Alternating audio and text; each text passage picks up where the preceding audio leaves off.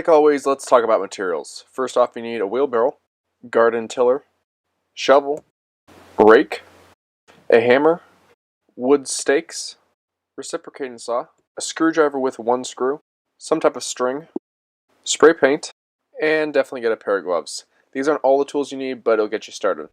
Lo and behold, my beautiful backyard. It is just so inviting and enticing to everyone. Not so much. As you can see, this backyard needs a lot of work and has been neglected for a while. So let's get started. The first step of this entire process is just getting the backyard cleaned up. I'm using a rake to rake up all the loose debris. Then I'm going over the entire area with my garden tiller. Now this garden tiller actually does come in quite handy because all you have to do is place the tiller over the weed, put a little pressure on it, give it a little twist, and there you go. Loosens up the weed itself and allows you to pull it out much easier. I prefer going through a large section with the garden tiller and loosening up all of the weeds, then getting on my hands and knees and start pulling. Now, the pulling aspect of weeds is not fun at all. It's as fun as pulling weeds. Yep, that is why they say that. In any case, it is a necessary evil and you have to do it, so get to it.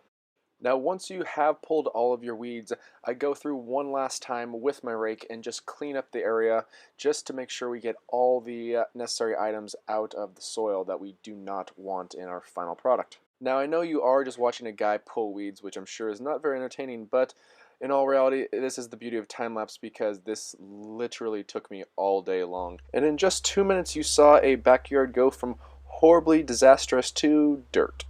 And not to scare anyone, but just a heads up, you might be getting a few blisters. Yeah, that was a good one. Now on to day 2. We are going to be leveling out the backyard today. And first off, we are going to be taking our screwdriver and our screw and screwing it to the retaining wall I built, and then attaching a string to that screw. Now I know all backyard projects are different, but with my backyard, I have a concrete patio as well as a wood retaining wall I built earlier last summer, and I'm trying to make sure everything is nice and level.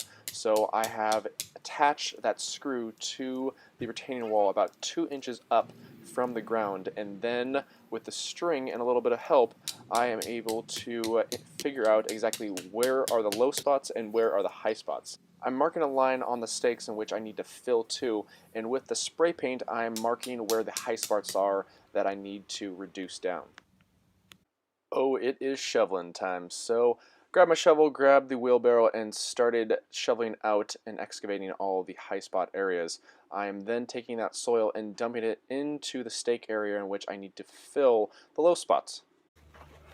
I'm basically just dumping the soil into the stake area and then figuring out exactly where my height needs to be, and then I can start just raking over those areas and following the nice little line that I made earlier. Now through all this fun excavation and leveling, you might come across a nice large root, which I did. Oh, the treasures that we find. Now we do have to remove this root because of the fact that it's higher than the grade that I want it, which is why I'm taking the reciprocating saw, cutting the strong end, and then taking my shovel and shoveling out this root. Now this was a pain in the ass because of the fact that this root just kept on going, but I'm glad I did it in retrospect because of the fact that it needed to be done. And guess what? It's on to day 3. Yay, soil! And as a quick side note, make sure you try and get this material as close to the job as possible because the fact that the closer it is, the less distance you have to travel. Look at that beautiful black gold richness. Oh yes. And there you have it. Big pile of shit right here. Have it delivered.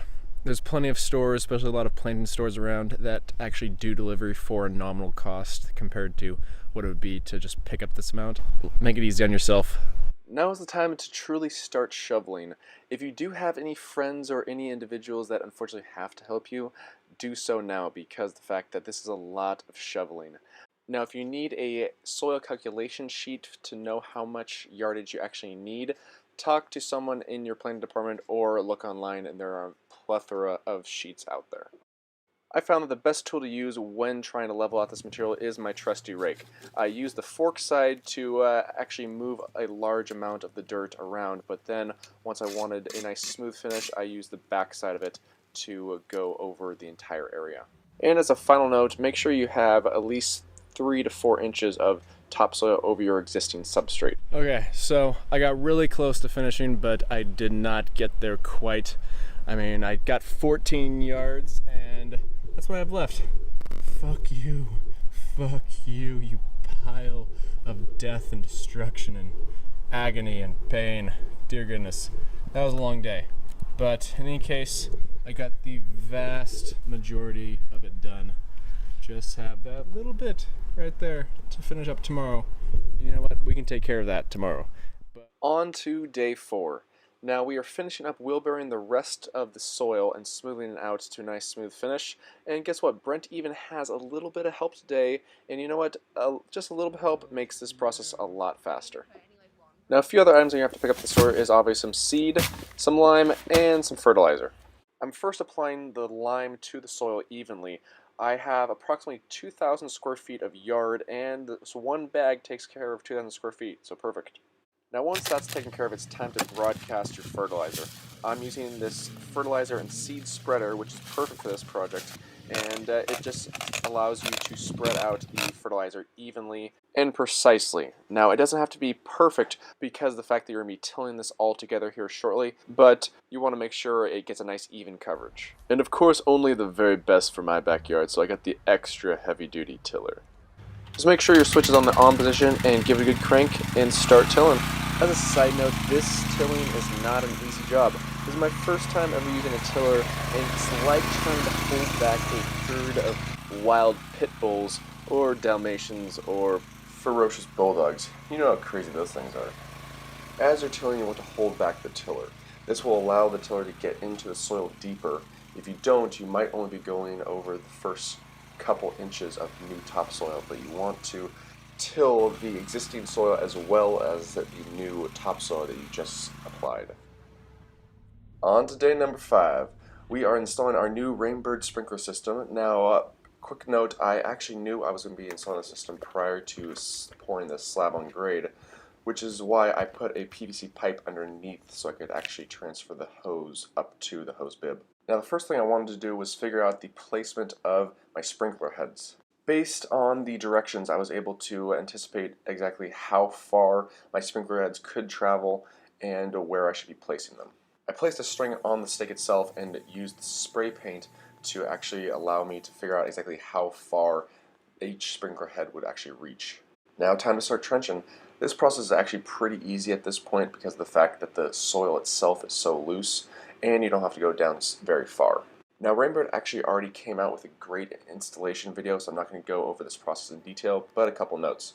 First off, it's pretty difficult to get those pieces into position when cutting them, so I'm actually using a heat gun to soften it up and then installing the actual piece itself. That makes it a lot easier. Once you've completed all of your trenching, installed all of your pipe, and installed your sprinkler heads, why not try and test it out? All you have to do is install and turn on the control panel. I'll leave a link below to the Rainbird installation video just to help you guys out. And there you have it. Look at that. A sprinkler system that actually works. Well, not quite. You do have to do some adjustments.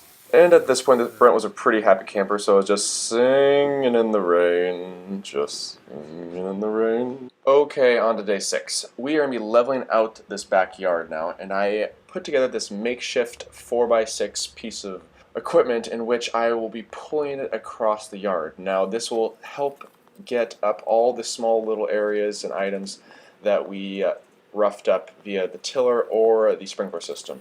And this was extremely helpful, way more helpful than I thought it was, so I would highly recommend you guys putting something like this together. Just makes it a lot easier on yourself. Now once that was complete, I went and picked up a lawn roller at my local equipment rental store. It was extremely cheap to actually rent, and it was easy to use, so I highly recommend getting one of these. All you have to do is fill it up with water and start rolling.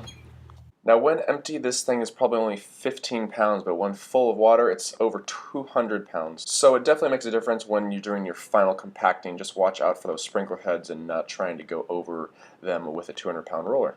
I went over the entire yard a couple times in both directions just to make sure everything's fully compacted and ready for seed. Now there's a number of different species of grass that you can actually purchase. Depending on where you live and the climate that you have, one might be better than the other, but the vast majority of the mixtures out there have a mixture of different types of grass in it. So keep that in mind when you're purchasing your grass seed. The main and most important thing when applying seed to your yard is making sure you have enough seed. Now you're going to be putting down a ton of seed, way more than you think you need, and the vast majority of people out there will say that you need 5 to 7 pounds of seed per 100 square feet. When you're done planting seed, your backyard should look like this, a lot of seed. Once you're done applying your seed, it's important to put a bit of soil on top of it.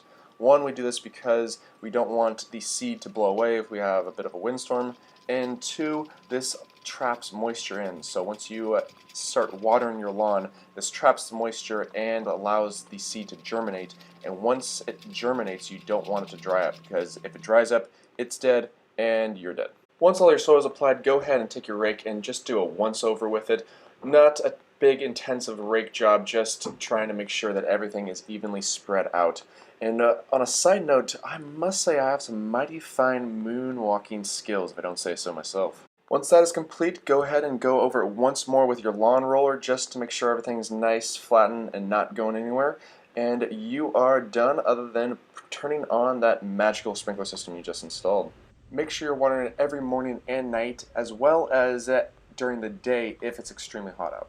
And there you have it. After 1 week, you should have some type of growth as long as you keep it nice and moist. And look at those cute little baby seedlings. Oh yes, they're just so cute. Yes, they are. And after 2 weeks, you should have something like this. And look at that beautiful, sexy beast. There are a few bald spots, but you know what? Those will fill in next